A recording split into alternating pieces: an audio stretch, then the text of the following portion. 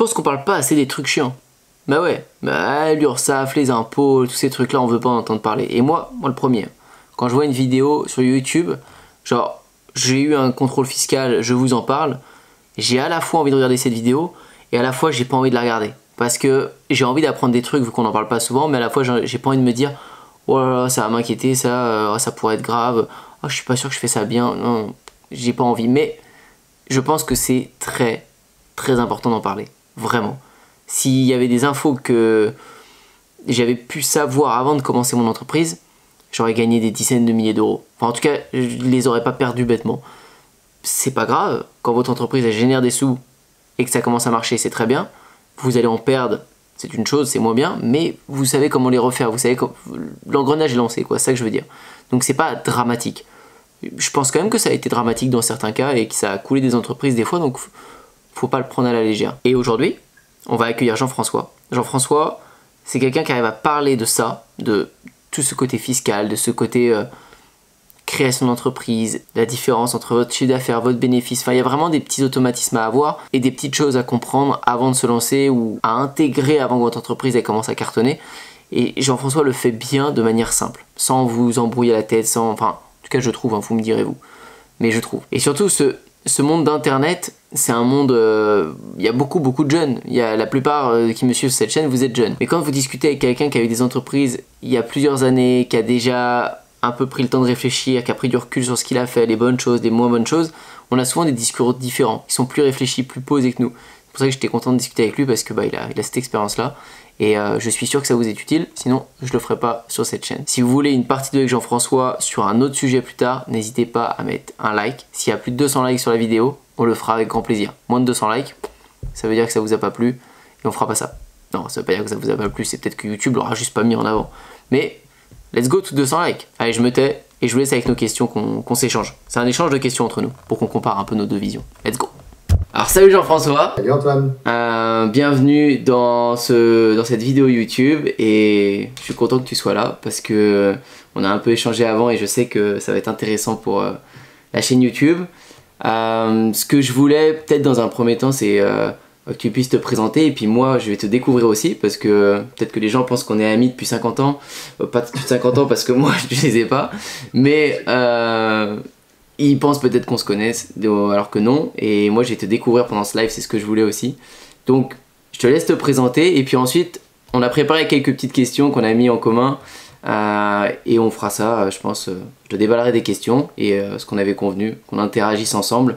Je pense que ça sera intéressant de comparer mon expérience, la tienne, et je pense qu'on a des visions des fois différentes depuis le temps qu'on fait ça, et surtout toi qui fais ça depuis bien plus longtemps que moi. Donc c'est parti, je te laisse y aller, 2 petits mots pour que tout le monde puisse te connaître, dont moi. D'accord. Bon, comme on le voit à mes cheveux gris, j'ai 55 ans. Je suis en fait ce qui va plus intéresser ta communauté. Je suis entrepreneur depuis 1997, donc ça commence à faire un petit peu. J'ai eu ma première entreprise en 97, ouais c'est ça, exactement. Et c'était une agence de design couleur et volume. J'ai attrapé la fille avec qui j'étais à l'époque, qui allait devenir la maman de mes enfants. Vrai, et je lui ai dit, écoute, tu as du talent. Moi, j'ai envie de monter une boîte. Et je te propose qu'on encapsule tout ça. Donc, en fait, on a créé une agence de design couleur et volume pour l'industrie du cosmétique. Alors, qu'est-ce que ça veut dire? Ça veut dire que les flacons de parfum que vous avez dans les rayons ou les tubes ou même les bouteilles de shampoing, eh ben, les couleurs, ce n'est pas les industriels qui les font, ce sont des petites agences de création et qui, alors nous on avait la particularité de pistoletter en direct. Okay. Quand on travaillait avec des produits solventés, des vernis, des choses comme ça. Ça doit te parler parce que toi tu dois aussi pistoletter un peu, j'imagine. Carrément. D'accord. Et donc on a fait ça, ça a très bien marché, on a eu jusqu'à 6 salariés, on avait acheté nos locaux, voilà. Et puis arrivé 2005-2006, je vais faire vite, mais à l'arrivée du deuxième enfant, en fait, c'était très compliqué pour la mère de mes enfants de concilier un boulot d'entrepreneur et puis avec des salariés, donc il y avait pas mal de tensions, ce qui est normal, de tensions, je veux dire, du point de vue du travail, pas du tension entre les salariés. et le boulot de maman, et puis de parents aussi, puisque moi je l'aidais aussi beaucoup. Et donc voilà, on s'est séparés, mais on est restés en très bons termes, et tout va bien de ce côté-là. Donc derrière moi, j'ai dû me... Parce qu'en fait, le business n'était pas vendable. Il y avait trop de ce qu'on appelle un tutu personnel. Voilà. Ok. Donc derrière moi, je me suis relancé. Donc j'ai regardé ce que je savais faire. Je savais essentiellement faire du commercial, de la gestion, de la finance. Et puis un jour, on m'a appelé, parce qu'on ne rentre pas dans ce métier dans lequel je vais parler par conviction. On y rentre toujours par hasard. Et donc, un jour, on m'appelle, on me dit, est-ce que ça vous intéressait de devenir agent général d'assurance? Alors, mon premier réflexe, c'est de dire non, surtout pas. Parce que pour moi, assureur et banquier, je ne dirais pas ce que c'est, parce que c'est sur vidéo, mais je n'avais pas une très bonne image. Okay. Voilà. Et donc, je suis devenu, en fait, agent d'assurance spécialisé en prévoyance et patrimoine pour les chefs d'entreprise, essentiellement. Et j'ai fait ça pendant plus de 10 ans. Voilà. Et puis un jour, je me suis aperçu que lorsque j'étais en rendez-vous avec mes clients, on parlait plus souvent des problématiques qu'ils rencontraient dans leur business, des problèmes de rentabilité, de financement, de gestion administrative, de charges sociales. Et finalement, je passais plus de temps à échanger avec eux, mais le problème, c'est que c'était gratuit. Et donc, comme je ne vendais plus mes produits, à un moment donné, je me suis dit, écoute, quitte à faire ça, autant le faire en direct. Et puis depuis mars 2019, c'est ce que je fais. Donc je suis business coach. Okay. Et j'accompagne les entrepreneurs à améliorer, bien sûr, la rentabilité de leur entreprise, mais pas seulement. Je les apprends aussi à avoir une gestion plus fluide. Je les apprends aussi à comprendre comment fonctionne une entreprise, comment l'optimiser. Et puis des fois, ça déborde un peu sur ce qu'on appelle le mindset. Moi, j'aime bien dire aussi l'état d'esprit de l'entrepreneur. Et donc, je leur donne quelques tuyaux que moi, j'ai égrenés au cours de ces plus de 20 ans de carrière. Voilà, j'ai beaucoup parlé, je te laisse. Non, c'est top. Mais c'est ça qui m'intéressait beaucoup et qui m'a attiré chez toi, parce que je voyais bien, même sans connaître ton histoire que je découvre là, qui est top, je voyais bien que tu as plus d'expérience et tu avais l'air d'aborder l'entrepreneuriat, l'entreprise d'une manière, comme tu disais, peut-être être plus fluide sur des choses qui sont un peu pénibles des fois dans la création d'une entreprise, tout ce qui est autour du statut, de la fiscalité, de la gestion de ton entreprise, dissocier chiffre d'affaires, bénéfices, etc. C'est des trucs qu'on n'a pas souvent envie de parler, c'est pas ce que tu retrouves sur YouTube, parce que c'est pas de la poudre aux yeux, quoi. Et sur YouTube, sur les réseaux, on veut toujours que ça paraisse bien beau. Donc on parle de faire 1000 euros par jour. Oui, mais 1000 euros par jour, ça veut dire quoi? De faire 1000 euros par jour, on va en parler après, mais c'est ça qui m'intéressait beaucoup, parce que j'essaie toujours d'être le plus concret sur cette chaîne, qu'ils arrivent à se projeter et se dire allez, je peux mettre ça comme action et ça peut fonctionner de telle manière, mais il faut aussi qu'ils soient réalistes sur des choses, et je pense que on va pouvoir éclairer ça ensemble. J'espère, c'est pour ça aussi que je suis très content de faire ça aujourd'hui avec toi, parce que effectivement, tu as la même approche que moi. Tu te veux très pédagogique, tu te veux très... il faut que tout le monde te comprenne, et de manière simple. Et en fait, la gestion, moi, s'il n'y avait qu'une seule phrase que les gens devraient retenir, c'est mon prof de gestion, il m'a dit ça quand je faisais un BTS, il m'avait dit, Fontana, c'est mon nom de famille,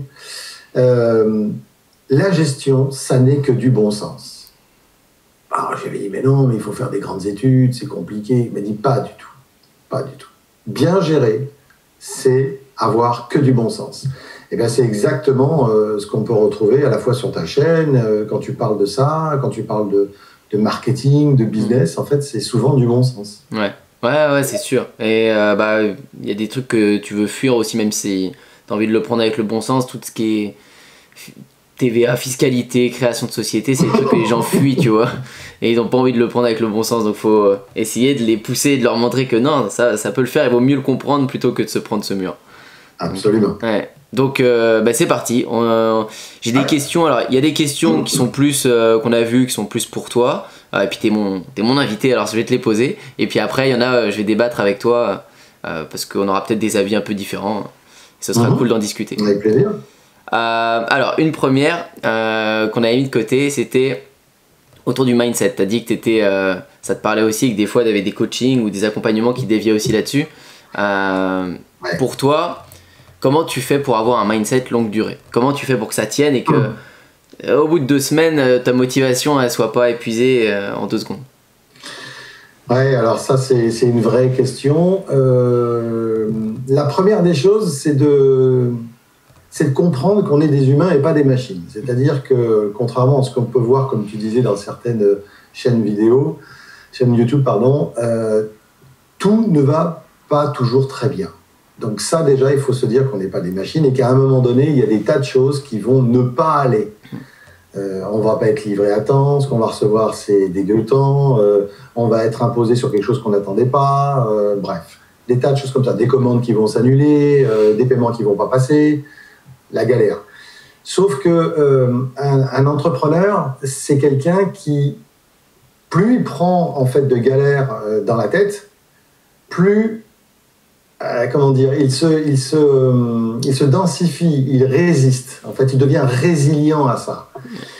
Et c'est un peu comme ça qu'on a le sentiment parfois d'être des Ironman, parce que tout le monde nous dit « Oh là là, vous les entrepreneurs, quoi qu'il vous arrive, vous avez toujours la pêche. » et tout. Mais on n'a pas le choix. Je veux dire, travaille pour nous. Si demain tu te lèves et tu dis « Ah, ma boîte, ça va pas, mais il n'y a rien qui va avancer. Ouais. Donc déjà, c'est d'accepter qu'on est des êtres humains et qu'on va avoir des hauts et des bas, et on sait tous que malheureusement, on a plus souvent des bas que des hauts, et puis les hauts, surtout, on les consomme très très vite, on est très content, mais on se dit, bon allez, on passe à autre chose. Et pour durer dans le temps, en fait, il faut déjà accepter ça, et puis se dire surtout que, se rappeler chaque fois qu'on a des moments de doute, est-ce que je suis à un endroit que j'ai choisi ou qu'on m'a imposé ? Si vous avez décidé d'être chef d'entreprise parce que c'est un truc qui vous tenaille et sans ça, vous ne savez pas quoi faire d'autre que d'être chef d'entreprise, vous êtes au bon endroit. Donc, vous ne posez pas la question. Et donc, quand ça ne va pas, rappelez-vous que vous êtes au bon endroit. Ça, c'est le premier conseil que je donnerais. Tu en as sûrement un à donner, toi, vis-à-vis de ton expérience. Ouais, je suis d'accord avec toi. C'est vraiment un travail dans la tête d'acceptation. C'est...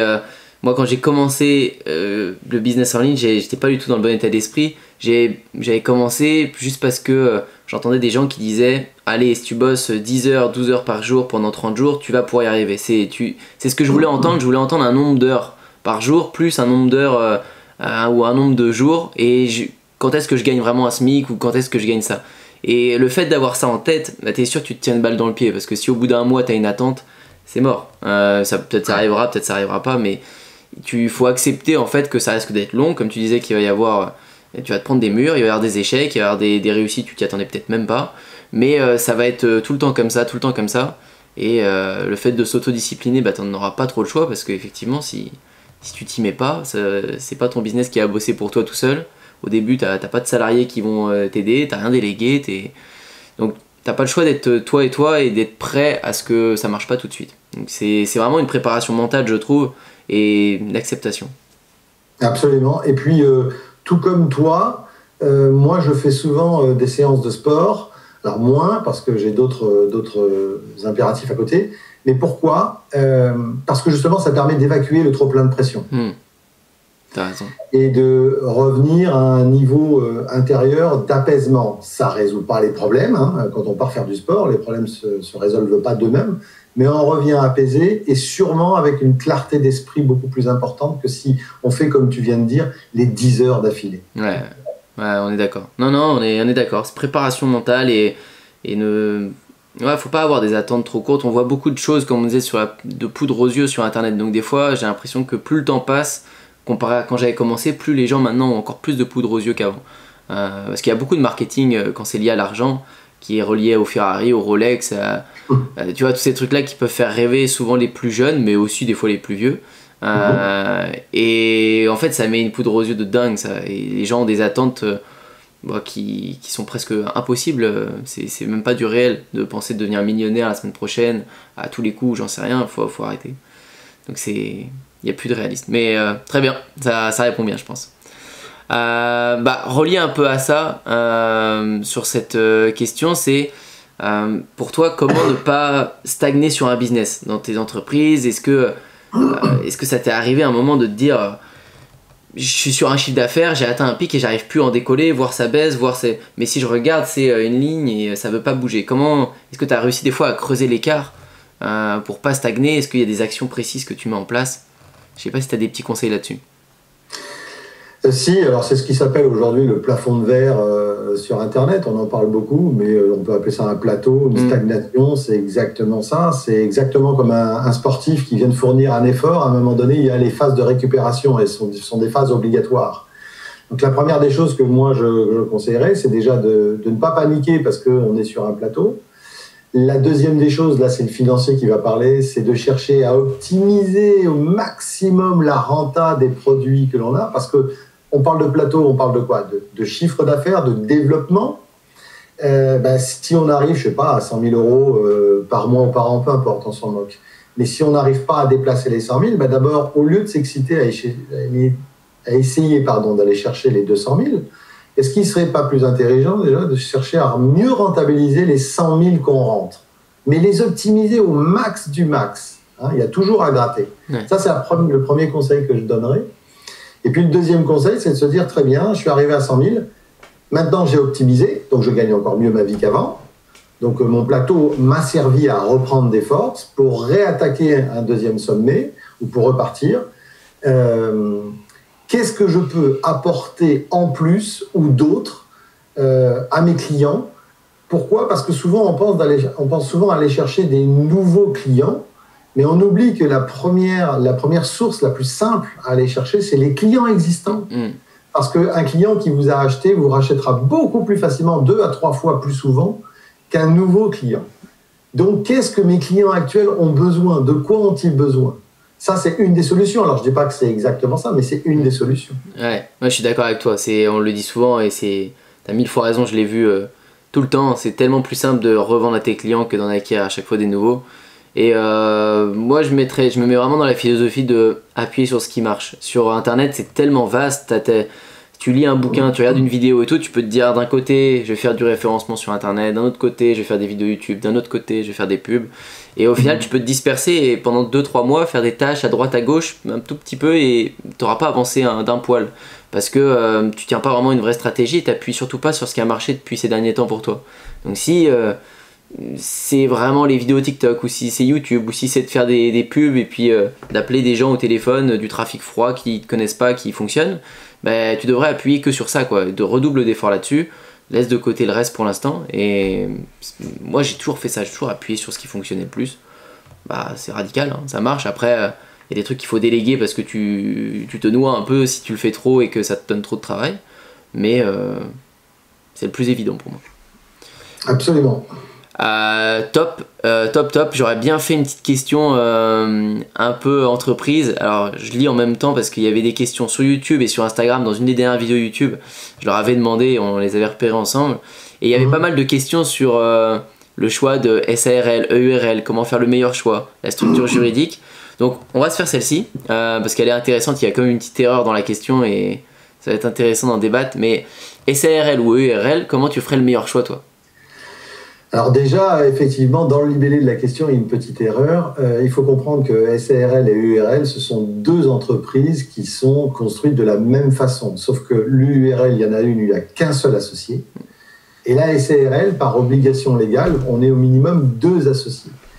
Mais dans les statuts, dans le mode de fonctionnement, dans comment ça peut s'articuler, c'est exactement les 2 mêmes sociétés. En fait, il y a 3 grands groupes. Il y a l'entrepreneuriat individuel, c'est-à-dire, je vais parler simple, la micro-entreprise. Et puis des fois, on entend parler de l'EIRL, mais on ne va pas rentrer trop là-dedans. Mais la micro-entreprise, c'est-à-dire micro-entrepreneur, je suis tout seul, je suis comme ça. Ensuite, il y a les personnes morales. Donc là, on rentre dans les sociétés et on commence par l'EURL si on est seul, puis la SARL si on est 2. À côté de ça, il y a aussi la SASU, qui veut dire Société Anonyme simplifiée unipersonnelle. Donc c'est une SAS avec une seule personne. La SAS, comme la SARL, alors quand je dis comme, c'est-à-dire qu'elles ont plusieurs associés. Ça n'est pas les mêmes types de fonctionnement en interne. D'accord ? Ouais. Mais ça reste des personnes morales. Puis après, pour les très grands groupes, on est sur des SAC, ce qui veut dire Société Anonyme. Mais là, on est très, très grand. Donc, il n'y a pas de bonne ou mauvaise entre l'EURL et la SARL. C'est plus, est-ce que je suis seul ou est-ce que j'ai des associés? Et après, on verra si on le développe ou pas, mais on verra quel est l'intérêt d'avoir une SARL ou une URL ou une SAS et une SASU.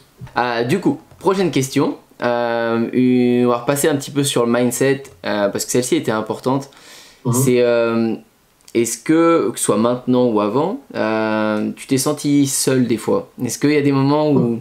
Parce qu'on est seul dans le business en ligne au final. Oui, tu peux avoir, tu disais au début, tu avais peut-être 6 ou 7 salariés. Même maintenant, je pense que tu es plus seul. Est-ce qu'il y a des moments où tu te dis, je suis tout seul face à mon business, ça avance pas? Est-ce que tu n'as pas des moments de déprime, mais des remises en question? Qu'est-ce que t'en dis de ça? La solitude, c'est la grande compagne du dirigeant d'entreprise. Pourquoi? Parce que même quand on a des salariés, même quand on a des gens autour de soi, alors c'est sûr qu'on peut plus facilement échanger, mais à un moment donné, il y en a qu'un qui va prendre la décision. Un ou une d'ailleurs, mais il n'y a qu'une seule personne qui va prendre la décision. Et c'est dans ces moments-là où la solitude peut frapper parce qu'on a toujours ce moment de dire j'espère que c'est la bonne solution, quoi. J'y vais et puis voilà. Alors quand on est seul, quand on monte un business, la solitude, ça peut être bien et ça peut être difficile. Moi, j'aime bien monter des business à deux quand je peux. Pourquoi? Parce que je trouve que le partage des compétences et des capacités est toujours plus agréable quand on est deux. Mais c'est un peu comme si c'était un mariage. Donc, partir seul, c'est bien, mais il faut être prêt à tout encaisser aussi. C'est-à-dire que les victoires, on les fait seuls. Généralement, on est capable d'arriver à les partager avec les copains et les copines ou les membres de la famille, ils acceptent. Par contre, dans les moments de doute, quand on se prend une gifle ou un revers sur un produit ou sur un business ou sur un lancement ou sur ce qu'on veut, il ne va pas y avoir grand monde autour pour... C'est pas qu'ils ne veulent pas nous aider, c'est qu'ils ne peuvent pas comprendre s'ils ne sont pas eux-mêmes entrepreneurs. Ouais, je suis d'accord avec toi. Mais ouais, j'ai un truc, c'est que quand vraiment je vais avoir un petit coup de mou sur l'entreprise, il y a un moment où je vais me poser la question et je vais me dire ça, je peux en parler à des amis qui sont par exemple pas dans le business. Et ça, je peux pas en parler avec eux parce que je sais que ce qu'ils vont me dire, ils vont essayer de me rassurer, mais ce sera pas la bonne chose, qu'ils savent pas. Mais par exemple, tout bêtement, si c'est sur un produit, je me dis merde, je tente un produit, je sais pas, une rampe de skate, n'importe quoi, il marche pas et tout, j'étais sûr que ça allait marcher, je vais pouvoir en parler à un ami et lui dire et qu'est-ce que tu en penses de mon produit? J'ai presque besoin de l'avis d'un consommateur, de quelqu'un qui est de l'autre côté, parce que peut-être que j'ai trop la tête dans le guidon. Alors que si c'est un truc sur mon entreprise, ma gestion ou je sais pas, sur mes heures de travail, n'importe, ça j'en parlerai pas avec lui parce que je sais que il va peut-être me dire ralentis, tu vois, faut peut-être que tu bosses moins là-dessus, ou je sais pas, il sera pas dans le même état d'esprit, donc je vois ce que tu veux dire. Non, la solitude est réelle mais c'est à la fois, c'est exactement comme le yin et le yang, la solitude. C'est-à-dire que c'est une alliée et une ennemie. C'est une alliée, pourquoi? Parce que réfléchir, introspecter un petit peu ses propres réflexions, ça amène aussi à assumer ses décisions, à construire un peu ce que l'on veut faire. Et puis c'est vrai que quand on se prend des gifles, des fois on est un peu abattu et là elle est plutôt ennemie. Mais bon, comme tu dis, il y a toujours moyen de trouver un ami à qui on peut appeler ou parler. Tout le temps. Non, toutes les tempêtes elles passent, tout le temps. Mais en parlant de solitude, si business seul, pour toi, si on repasse sur la structure juridique, ce serait quoi pour toi la structure juridique la plus intéressante si on est seul? Parce que beaucoup sont seuls au final quand ils démarrent. Ils peuvent être associés, mais il y a quand même une grosse majorité qui se lance dans leur chambre, quoi. Oui, alors il n'y a pas de structure parfaite pour chacun. Il y a toujours en fonction de la situation dans laquelle on est. Je prends un exemple concret. Un jeune qui débute, qui veut se lancer dans le drop ou dans le service ou dans la vente de formation en ligne. Ok. Moi, leur conseille toujours au début de se lancer sur micro-entrepreneur. Pourquoi? Parce que c'est simple. On va sur le site, c'est très bien fait aujourd'hui. Les moins de 20 ans ne peuvent pas connaître, mais je peux vous dire que moi, à mon époque, quand il n'y avait pas Internet, imaginez ce que c'était de créer une société. Aujourd'hui, vous avez tout en direct live. Donc c'est simple, en 2-2, vous le créez. Vous testez, ça fonctionne, parfait, vous allez pouvoir vous développer, structurer. Ça ne fonctionne pas, vous arrêtez votre business, vous payez éventuellement les charges sociales que vous devez, et c'est tout. Parce que si vous montez une structure, et tu le sais, puisque tu as monté déjà 2 structures, voire peut-être même plus, eh bien il y a des coûts à la création, il y a les statuts, il y a l'enregistrement. Il faut passer par des experts comptables. Un micro-entrepreneur n'a pas besoin d'experts comptables. Il n'y a pas d'obligation. C'est bien de comprendre comment ça marche, on en parlera sûrement plus tard, mais il n'y a pas d'obligation. Donc, quand on débute, moi je dis toujours, c'est Richard Branson qui disait Small is beautiful. Richard Branson a monté son empire qu'avec des sociétés de 50 personnes maxi. Ouais, c'est fou. Alors, à part sa compagnie aérienne et une ou deux autres, mais en règle générale, il segmentait dès que ça avait 50, il filialisait très rapidement. Pourquoi? Parce qu'il disait que d'abord ça crée de l'émulation et puis c'est plus facile, c'est plus léger, ça va plus vite. Donc voilà, commencez doucement en fait. Ouais, non, je te rejoins. Et par rapport à ça, pour toi, est-ce que tu as des infos? Est-ce que pour toi c'est obligatoire de se déclarer quand tu commences ton activité? Tu parles de l'auto-entreprise, est-ce qu'il faut s'y mettre direct ou je peux faire pendant 5 ans 1 million d'euros et puis je me déclarerai plus tard? Alors, le deuxième propos, c'est non. Ouais, je te provoquais pas, c'était exprès. Parce que je pense que très très vite, ça va mal finir du point de vue soit des services fiscaux, soit des services sociaux, l'URSSAF. Ouais. Alors moi, je suis, quand j'accompagne et quand je conseille, je donne toujours, il faut toujours respecter la loi. C'est-à-dire la loi dit quoi? Dit si vous voulez faire du business, il faut vous structurer pour respecter ce que dit la loi. Alors, on peut quand même respecter la loi sans forcément se structurer au début. Donc, si vous voulez essayer sur 1 ou 2 mois, tester des petits produits, des petites choses, mais que ça ne va pas chercher bien loin en termes de chiffre d'affaires, pourquoi pas? Mais attention quand même, parce que très vite, si vous avez un concurrent qui s'en aperçoit, qui voit que vous n'êtes pas enregistré, que vous n'êtes pas légal, vous pouvez vous faire balancer. Et ça, c'est pas bon. Par contre, si votre business décolle après ces 2 ou 3 mois, là, je serais tenté de dire intégrez tout ce que vous avez fait déjà en amont en termes de chiffre d'affaires, déclarez-le réellement. Pourquoi? Parce que l'administration fiscale ou même les URSSAF seront bien plus conciliants avec vous si vous dites oui, mais je l'ai réintégré après parce que j'ai vu que j'avais démarré trop vite et j'étais fougueux, et j'étais content. Ils ne vont pas considérer que vous avez essayé de le détourner. Par contre, si ils estiment que vous avez essayé de les détourner, c'est là où vous risquez gros. Ah oui. Ouais, je te rejoins à 1000%. Non, on peut démarrer tranquillement, sans se prendre trop la tête, même si, comme tu l'as dit, l'auto-entreprise, c'est pas se prendre la tête en soi. Se prendre la tête, c'est déjà être plus avec la comptable, de penser à créer tes statuts, etc. Mais ça, c'est comme on dit, c'est les bons problèmes quand ton entreprise commence à prendre un bon tournant. Donc voilà, c'est pas plus déplaisant que ça. Mais au début, il n'y a pas tant de risques. Maintenant, comparé à toi avant, c'est sûr que je pense qu'aujourd'hui, c'est 1000 fois plus simplifié sur le site. Ça se fait en 2 secondes, ça coûte rien. Au pire, vous vous faites avoir, vous payez 50 euros parce qu'il y a des petits malins qui te font payer 50 euros pour faire ton dossier à ta place en auto-entreprise. Si vraiment tu as la flemme, tu payes 50 euros, mais tu prends pas un grand risque. Donc, je te rejoins à 1000%. Alors, on avait une question et ce sera peut-être la dernière avant une éventuelle partie 2. Je pense que nous, on fera un plaisir de balayer d'autres questions, d'autres sujets.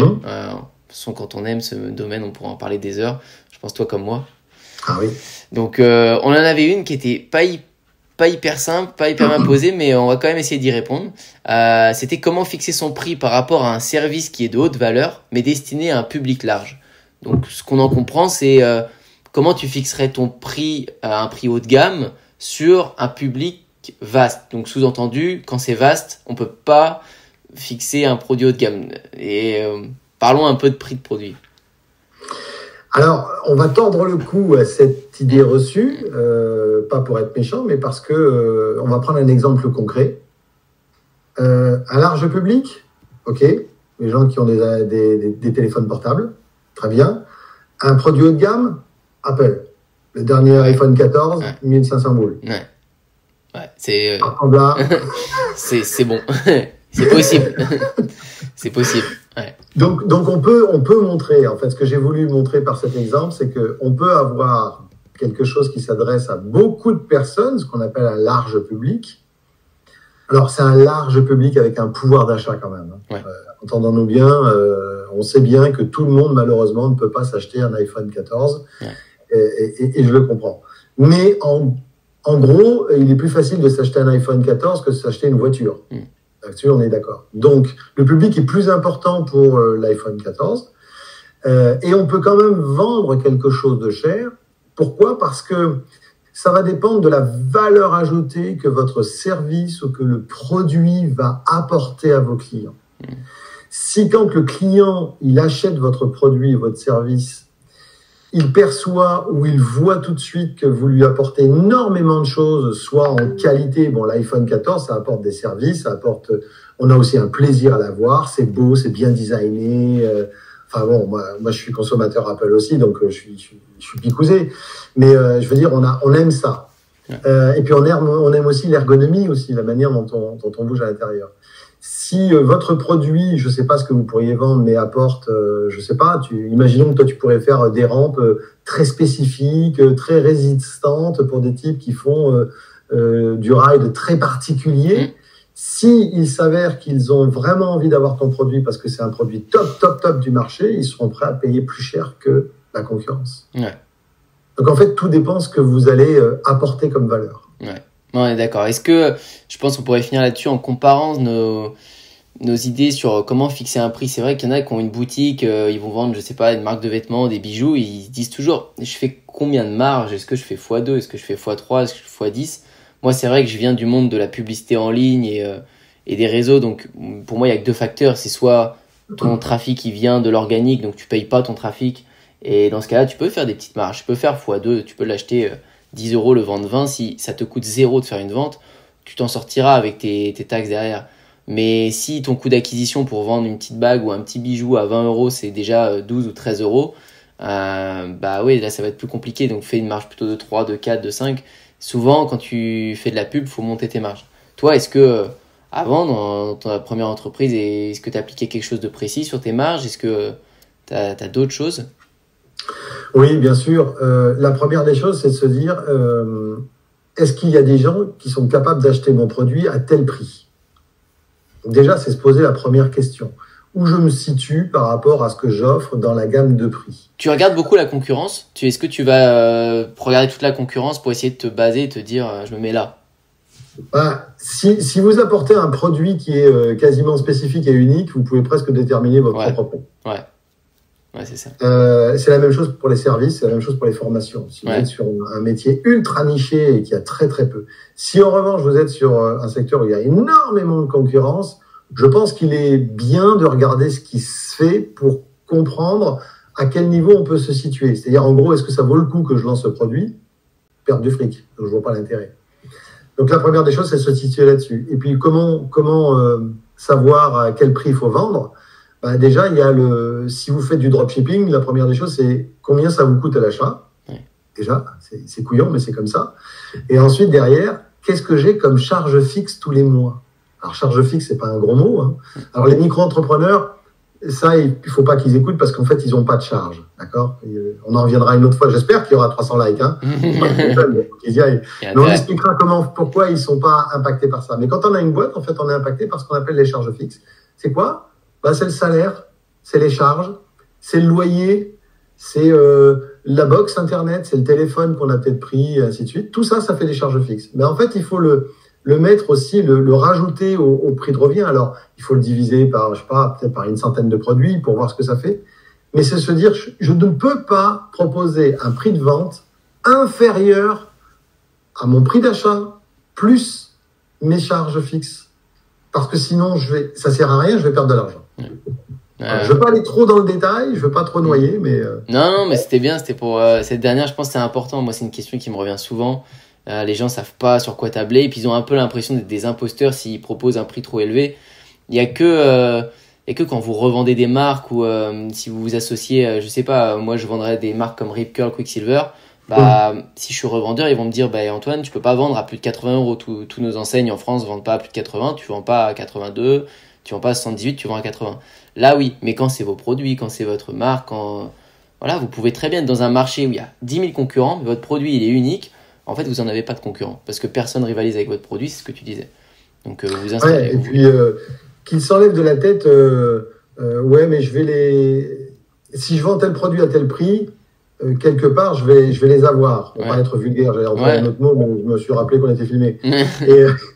Et en fait, dites-vous une chose, c'est que, alors oui, il faut pas aller au-delà d'un certain prix et d'une certaine non-respect de la personne. En règle générale, personne n'oblige quelqu'un de l'autre côté d'écran à prendre sa carte et acheter le produit. Donc, s'il estime que votre produit est bon, de toute façon, si vous vendez un produit qui est pourri, il va l'acheter une fois et il reviendra plus jamais, et il va vous blacklister. Et si au contraire, même si votre produit est cher, mais qu'en revanche, il a de la valeur ajoutée, il va vous kiffer, il va revenir, il va recommander.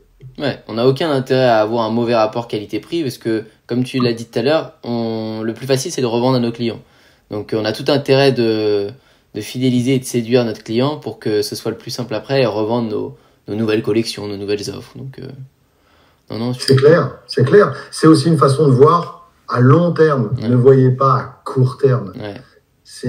Même si votre business dure 5 ans ou 3 ans, c'est pas grave. Quand vous projetez dans le long terme, en fait, vous faites les choses bien. Mais oui, même si l'entreprise s'arrête vite, ben, vous avez quand même une porte de sortie pour revendre votre business. Il y a aussi la revente qui existe et si vous avez fait n'importe quoi, vous pourrez pas le revendre ou vous le revendrez beaucoup moins cher. C'est très clair. Donc non, ben, très bien, on a tablé sur plein de questions, je suis content. Je fais le tour et on en a quelques-unes encore qu'on pourrait pas regarder pour cette partie 2. On va leur donner un peu envie d'aller voir la suite. C'est toi qui vas poser la question du jour aujourd'hui. Alors, je sais pas si tu as une idée qui te vient, mais la petite question, c'est eux qui y répondront dans les commentaires. Est-ce qu'il y a quelque chose qui te vient? J'en ai droit qu'à une seule? Ouais. Une seule. Une seule question.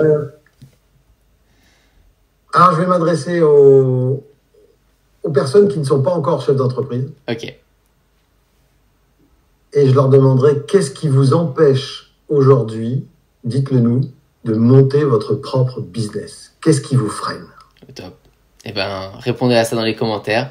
Et est-ce que, Jean-François, pour terminer, est-ce qu'il y a un endroit où on peut te retrouver? Est-ce que les gens peuvent t'envoyer un message? Est-ce qu'ils peuvent te voir sur un site? Et est-ce que, voilà, je mettrai ça dans la description et tu peux déjà le dire là. Oui, absolument. Alors, malheureusement, je n'ai pas une belle chaîne YouTube comme la tienne. Ça viendra. Ouais, il va falloir vraiment que je m'y mette. Ouais. Parfait. Mais en revanche, j'ai un site internet. Super. Il est très simple. Okay. Donc, moi, je m'appelle Jean-François Fontana. Donc, mon site, c'est jffontana, tout attaché, .fr. Vous mettez 3 W avant et c'est bon et vous arrivez sur ma page. Au top. Et ben, si vous avez bien aimé Jean-François et si vous voulez aller voir ce qu'il propose, vous pouvez aller sur le site. Avec grand plaisir. Merci. C'était un plaisir. À plus tard. Ciao. Salut. Bon, j'espère que cette vidéo vous a plu, que vous avez kiffé. N'oubliez pas de répondre à la question que Jean-François vous a posée. Et je vous retrouve très bientôt pour de prochains concepts, prochaines vidéos. De chance que ce soit sur TikTok, parce que vu ce qui est en train de se passer, vu ce que ça rapporte sur certaines vidéos, il y a une partie 2, une partie 3, jusqu'une partie 10, je pense, que je vais pouvoir vous faire sur cette chaîne YouTube. Restez à l'affût. Ça arrive bientôt.